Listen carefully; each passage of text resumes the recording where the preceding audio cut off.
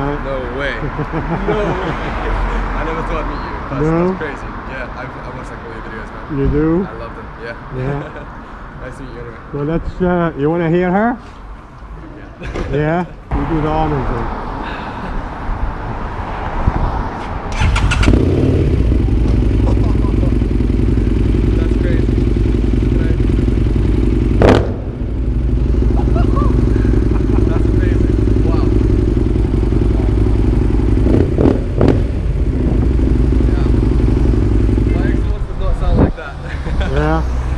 I'm gonna put you on YouTube. Really? Fan reacts then.